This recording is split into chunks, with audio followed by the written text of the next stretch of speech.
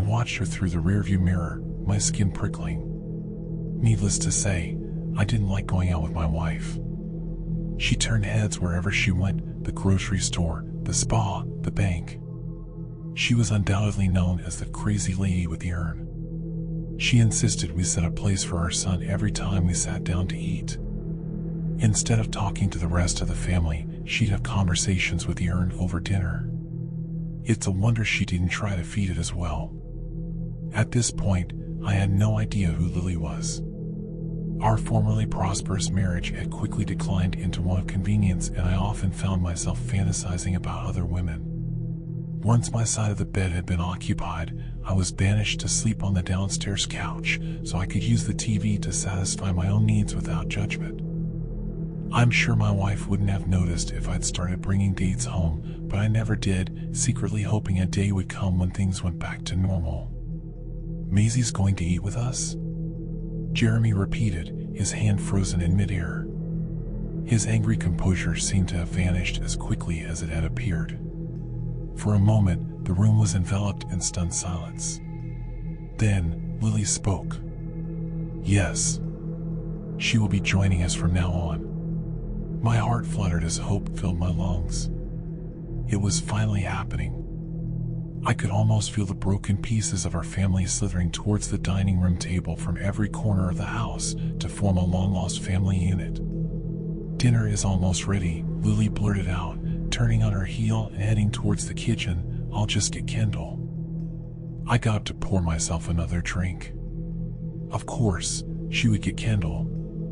Of course, things couldn't just go back to normal instantly.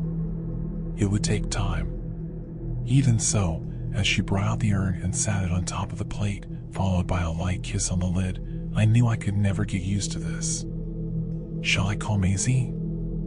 I asked, as my wife reappeared with a serving dish. "Or will you?"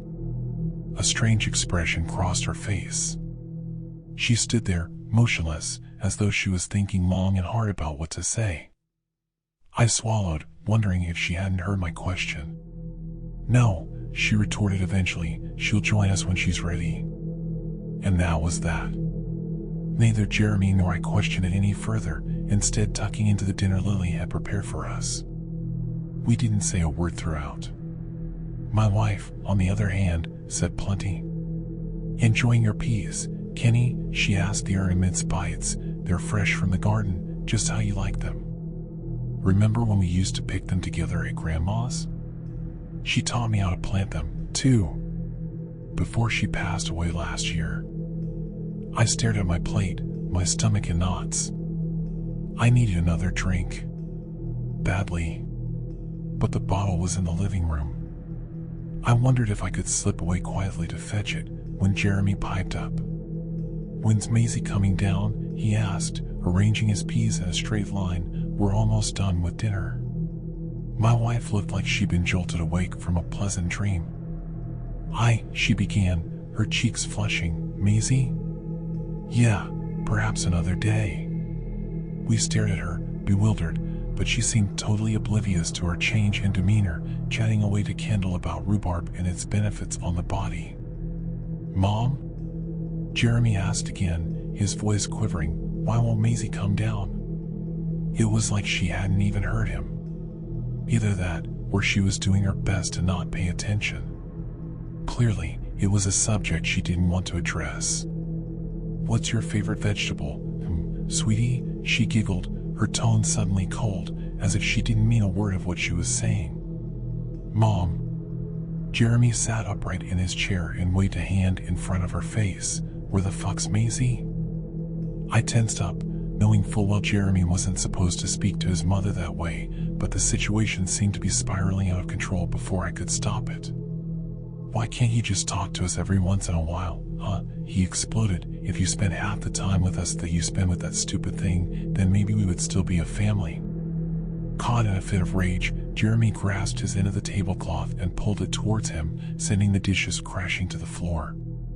Kendall's urn, sitting atop one of the plates, succumbed to the same fate. Crash. Clatter. Crack. "Kenny," my wife screeched, leaping to her feet and dashing around the dining table. "Baby." I craned my neck to look over the damage. Amidst the porcelain shards and utensils, the urn lay cracked in half, its lid nowhere to be found. It was empty. Kindle. Lily landed knees first on the shards, the porcelain crunching under her weight. Nothing could have prepared me for what she did next. Jeremy and I watched in horror as my frantic wife snatched one half of the urn and stuck her tongue out to lick it, her fingers desperately searching for any remains left on the floor. She swept her hands across the ground, cutting her skin up in the process, and shoved the whole lot into her mouth, her eyes rolling back inside her head. I wanted to vomit. No, I wanted to run. My heart was pounding at 10 times its normal rate, threatening to leap out of my throat. My skin was clammy and my vision blurred, but not enough to stop me from seeing the monster that was my wife, stuffing ashes, blood, and porcelain shards down her throat. Jeremy must have felt the same way, but I couldn't see him, my tunnel vision only allowing the image of Lily and her feast. "Mom." I heard him cry, his voice a mixture of terror and disgust. He didn't say anything else either, making do with only a gargled gasp and short, rapid pants. There was nothing to say. Even now that I look back on it, I cannot think of a single coherent sentence that would have befitted the circumstances. I knew instantly that my wife was gone and I'd never be able to see her the same way. Grabbing Jeremy by the arm, I tugged him away from the table, leaving Lily scavenging the floor. I needed to save my children. I'd get Maisie out of her room whether she cooperated or not and take them both to my parents' house. At least that way I know they were safe before I dealt with my wife or what was left of her.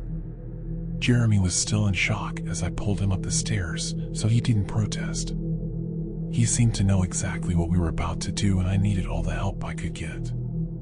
Maisie had never been easy to deal with and I knew it would take some time to convince her we had to get out. Now, time we did not have. But as we barged in through the door of her bedroom, I instantly knew my plan wasn't going to work out. The room was empty. The bed was made without a single crease, the computer was off, and the desk was arranged neatly as if it were only there for show rather than a part of someone's living space. A large, maroon urn sat in the middle of it. I didn't need to ask. I already knew what happened. She had run out.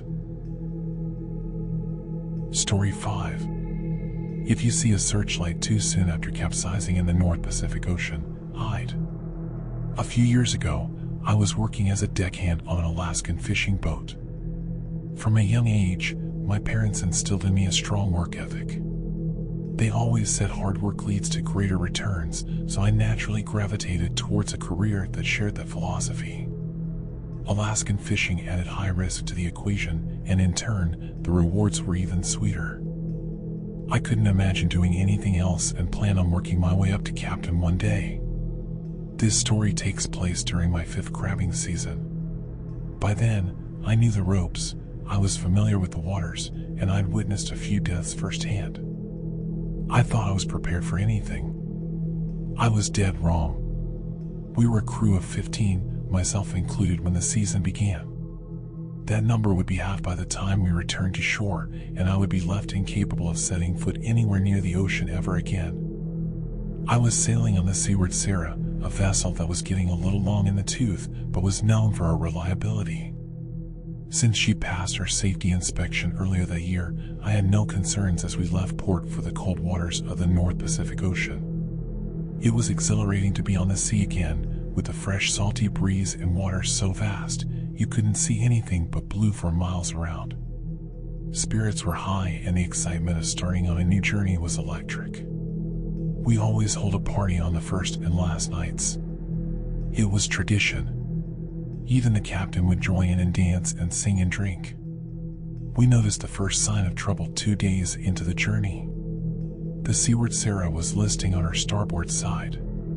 It wasn't at a dangerous angle, and after consulting the ship's engineer, the captain determined it was safe to proceed farther into the North Pacific Ocean. He planned on balancing her out once we started loading crabs into the cargo decks. We overfill the port cargo and underfill the starboard. I didn't question the plan. It seemed reasonable, and besides, I was just a deckhand. The captain could piss in my mouth and tell me it was wine, and I'd smile and agree. That's the way it works at sea. I grew more concerned as the voyage went on. The list worsened over the next week. It went from a barely noticeable incline to my calves burning from straining against the pull of gravity towards starboard. That's when the captain started making a lot of calls. I couldn't hear what was going on, but I could see him shouting into the receiver, his face getting redder and angrier as the days wore on. I was told he was cursing everyone from the ship manufacturer to the inspectors to the contractors who'd last done repair work on our hull. I was told it was business as usual. One evening, when most of us were gathered in the dining hall, holding our plates and glasses to keep them from sliding down the table, the captain burst in and announced we were turning around. Our reactions were mixed, with some experiencing relief and others disappointment. No one knew what this meant for our wages, or whether the repairs could be done in time to get back at sea before the end of crab season. Me? I was one of the ones who was relieved by the news. The vast ocean I'd been yearning for months had become progressively more unsettling as the ship tilted. I became keenly aware just how far away I was from dry land, from safety. This place I found freeing suddenly felt like a cage, and I wanted out. I felt the seaward Sarah turn as I headed back to the crew quarters and used the wall for support. The combination of the dime turn and the ship's tilt was terrible for my equilibrium. I needed to lie down and let myself adjust. I don't know what would have happened if the storm hadn't hit later that night. Would the seaward Sarah have limped home safely? Would she have rolled over along the way? I'll never know now, because the storm did hit. One that seemed to come out of nowhere, barely being caught by the radar before its waves and rain started pelting the ship with the fury of an angry sea god. The seaward Sarah groaned in pain as her list worsened even more. Doors flew open, and objects fell and hit me as I staggered up the hall and towards the deck. I didn't realize just how bad it had gotten until I felt my feet touch the wall and realized the wall was becoming the floor. I was still inside when I heard the call to abandon ship. I was bruised, groggy, and disoriented. Enough water had gotten in from somewhere that I was also soaked. I felt a pair of hands grab me by the shoulder and usher me forward when I stopped to take a breath. I know at some point I donned a life vest, but I couldn't tell you when or how I got it on. All I remember is the surreal sensation of the world changing directions inside the ship and the sight of tall waves illuminated by lightning once outside. Thunder drowned out the screams of my shipmates, but I could see them scrambling to launch a lifeboat. I threw myself towards them, but before I could catch a handhold, I felt a wall of ice-cold water drag me into the railing. A second wave, the reaction to its action, reached over the rail and pulled me into the water. The pain was unbearable. Not only had I been tossed around like a rag doll, but the water felt like I'd rolled into a vat of quicksand made of sharp needles. I didn't know which side was up and which was down, but thankfully, the life vest lifted me back to the turbulent surface. The water had gotten into my ears, muffling the sound of the storm, and I tried to flail my arms hoping for rescue, but I couldn't lift them. I couldn't stop treading water long enough. This hell went on for longer than I cared to reflect on. I just know wave after wave pulled me under, but the jacket always brought me back up long enough to catch my breath. When I close my eyes, even years later, I can still feel the unrelenting assault of the waves mingling with the taste of salt on my tongue. I was going to die. I was sure of it. Either by not breathing in when I had a chance or by drowning in rainwater in my mouth whenever I screamed. And then, I felt a tug, and my horror amplified tenfold as I imagined being in the jaws of a sea serpent about to pull me into the ocean depths. I thrashed desperately trying to escape, only to hear Greta's voice chastising me. "Stop that. I'm trying to pull you in." Greta hoisted me onto the lifeboat, and once I was over the edge, I slipped the rest of the way in, landing in wet and bloody water. I could hear orders being shouted at me, but all I could do was curl up and wait, utterly useless. I know the others were preoccupied by something, as they started rowing as hard as they could. In hindsight, I think they were trying to get clear of the whirlpool of the sinking ship. The storm passed almost as quickly as it arrived. The ocean wasn't as quick to calm, but the turbulence lessened to a manageable degree. When I was finally able to, I sat up and took inventory of my surroundings. I found myself in a lifeboat with 7 other crewmates. All that was left of the Seaward Sarah were bubbles rising from the depths of the ocean. Miraculously, there was a second lifeboat paddling towards us, and once we connected, we were overjoyed to find that every single crew member had survived the capsizing. The captain, who was in the other raft, shouted over the water in a deep, booming voice. We sent out a distress call before she went down. They have our coordinates. It won't be long. I hoped he was right, because my hands were trembling from the cold and the quickly depleting adrenaline. We tied the rafts together, took stock of our supplies, food, first aid, and then waited. Now, you would think that there'd be cheering when the light appeared on the horizon, that all hands would start to paddle and wave and celebrate. Instead, there was a sudden and deathly silence as a communal swell of anxiety filtered into us. There were haunted expressions on Greta and John and Sarai and even the captain's faces. The latter was holding the flare gun, but his finger was tapping nervously on the trigger. Sometimes, without knowing why, you get a bad feeling. People call it a sixth sense, but I think it's simpler than that. I think it's dangers perceived but bypassed by the brain so you can act faster than you can think. Kind of like how you can actively analyze a person's body language to get more information than you get from hearing their words alone, but even if you're not trying to, you still subconsciously notice the little signs showing discomfort or anger or attraction. It's innate. What we think we perceive is only scratching the surface of all the information we truly take in. The brain, our consciousness, focuses on one thing, but our survival instinct notices the other discrepancies. And when it does, it signals danger without telling you why. "It's not moving," Greta whispered. She hit the nail on the head. She connected the dots outlining the proverbial red flag. When she did, a sort of unspoken acknowledgement traveled through the group as one by one, we noticed it too. You see, there were 2 problems with the light. 1, the nearest ship to ours was at least another 5 hours away, probably longer if they hit the same storm we had. 2, the light was perfectly still, staying at the same height and never once bobbing along with the ocean surge. It also wasn't sweeping the ocean, as one does when searching for survivors. You see, it had appeared way too fast, only about a half hour after the storm had passed. It was extremely unlikely that an unknown ship had been in the area. We all try to keep tabs on one another because, in such turbulent waters, knowing where everyone is a question of life and death. Yes, we're technically all competing against one another, but you'd be hard-pressed to find any seaman unwilling to drop everything to save another in a pinch.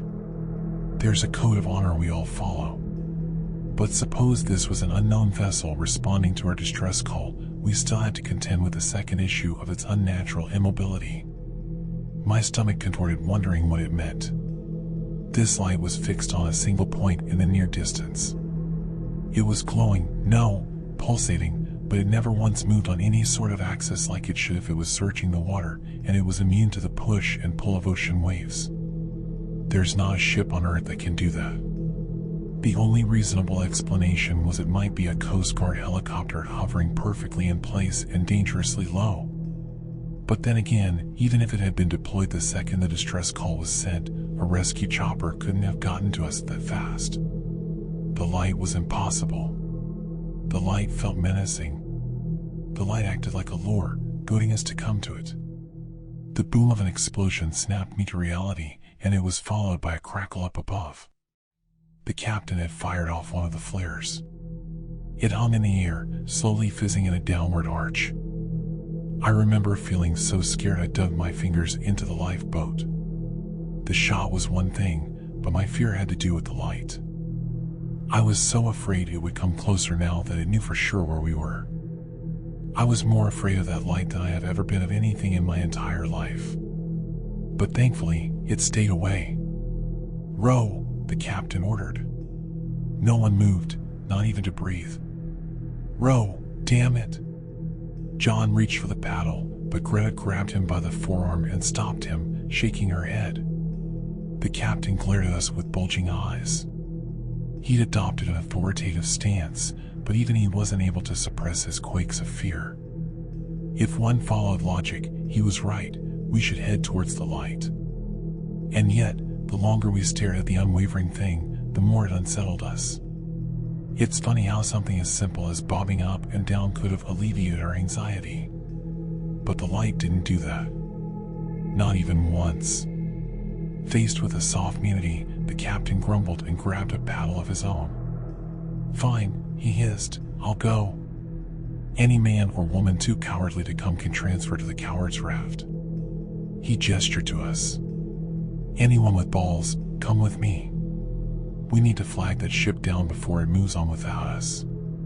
The flare hit the water and spat out a few more dying embers. I was surprised to see a few crewmates get up. John and a couple others transferred over to the captain's raft. An equal number transferred to the coward's raft. With contempt on his sour, sea-worn face, the captain cut the lines between us and directed his raft towards the searchlight. Even as they rowed off, we pleaded with them not to go. But it was like they'd been infected with bravado. I could hear them chanting in a rhythm. Left. Right. Left. Right. Until they were a blip on the horizon. 10 minutes after the voices went quiet, at the estimated time the captain's raft would have reached the light, it suddenly blinked out of existence. The captain, John, and the other 5 crewmates on that raft were never seen or heard from again. The raft has never turned up. This, despite being outfitted with an emergency tracker. Planes equipped with the same tech have gone missing as well, so it could be that those trackers aren't worth much, but it still gives me nightmares to think what would have happened to me if we'd followed the captain. As for us, it took 7 hours, but eventually, we were rescued by the crew of the Rose Shannon. As expected, the storm had delayed rescue attempts. They warmed us up and combed the waters where we'd last seen the captain's raft, abandoning the search only when the Coast Guard arrived and took over. That night, I had nightmares of the light growing closer and closer, and every time its glow was about to hit me, I'd feel a pressure in my head like it was about to explode, and a searing, burning pain on my skin. Then, I'd wake up drenched in sweat. I now work as a trucker, a mercifully landlocked job. I drive through all kinds of creepy locations. I've seen some things on this job, but nothing has ever scared me more than the light I saw that terrible night. I don't know if it's because of the lack of closure around the captain's raft, or if my subconscious saw something that it felt my brain was better off not knowing. I don't know. I don't like to think about it. But now that I've written this, I think I can finally move on, in a way. I still keep in touch with Greta. She's still working out there. Props to her for getting back on that seahorse. She now captains her own vessel. I couldn't be happier for her. But sometimes, when we're catching up, she talks about that night, and she always follows it up by saying another ship's been lost in that same area. I think they're up to 5 now. No survivors, although the final transmission of one of the ships mentioned seeing a light on the horizon. Sailors have come to avoid what they're calling the Alaska Triangle. Part of me wishes I knew conclusively what's happening out there, but I'm mostly glad I'm here on solid ground, far from the light.